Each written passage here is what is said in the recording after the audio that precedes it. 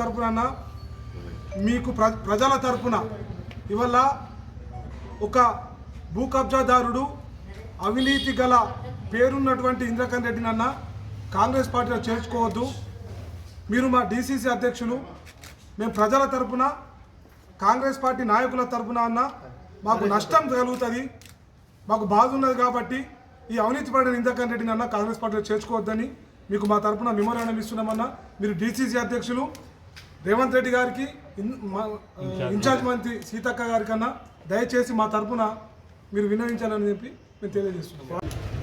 ఈరోజు నిర్మల్ నియోజకవర్గ కాంగ్రెస్ పార్టీ కార్యకర్తల అభిప్రాయం మేరకు మరి ఏదైతే 10 రోజుల నుంచి నిర్మల్ నియోజకవర్గంలో మాజీ మంత్రి అల్లొల్ల ఇంద్రకరణ్ రెడ్డి కాంగ్రెస్ పార్టీలో చేరుతాడని చెప్పి ఊహాగానాలు పత్రికాముఖంగా రావడం వల్ల మరి ఆయనని కాంగ్రెస్ పార్టీలో చేర్చుకోవద్దని చెప్పి ఈరోజు నిర్మల్ నియోజకవర్గంలోని అన్ని మండలాల పార్టీ అధ్యక్షులతో పాటు ముఖ్య కార్యకర్తలందరం కూడా మరి గౌరవనీయులు పెద్దలు డీసీసీ అధ్యక్షులు శ్రీఆర్ రావు గారికి ఒక వినతి పత్రం ఇవ్వడం జరిగింది.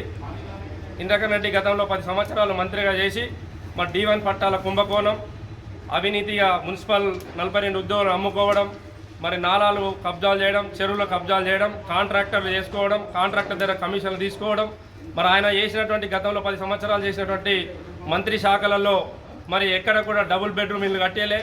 ఇండ్ల మంత్రి ఉండి నిర్మల్ నియోజకవర్గంలో ఎక్కడ కూడా డబుల్ బెడ్రూమ్ ఇల్లు కట్టేయలేదు. ఆయన ఎల్లపల్లి సొంత గ్రామం, మరి ఆయన అనుచరులకే కట్టించి ఇండ్లు ఇవ్వడం జరిగింది.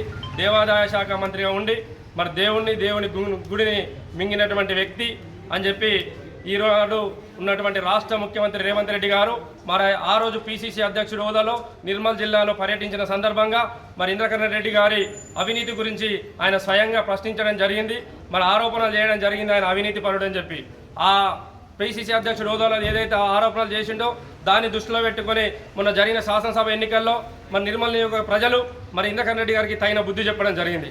ఆయన గత 40 సంవత్సరాలుగా మరి రాజకీయంగా అనేక పదవులు అనుభవిస్తూ మరి గత 3 నెలల నుంచి పదవి లేకుంటే ఆయనకు తిండి తినే బుద్ధి అయితే లేదా, మరి మనశ్శాంతి నిద్రపడతలేదా?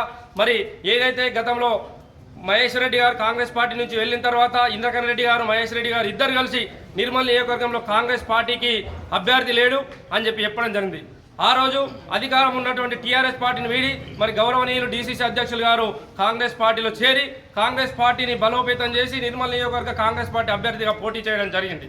మరి ఈరోజు మరి ఏదైతే కాంగ్రెస్ పార్టీని నిర్మించినటువంటి డీసీసీ అధ్యక్షులు గారిని ఈరోజు కాదని మరి అవినీతి చేసినటువంటి ఇంద్రకరణ్ రెడ్డి మరి ఈరోజు కాంగ్రెస్ పార్టీ అధికార పార్టీలో చేరుతానని చెప్పి మరి పత్రికాముఖంగా అందరికీ చెప్పడం జరుగుతుంది.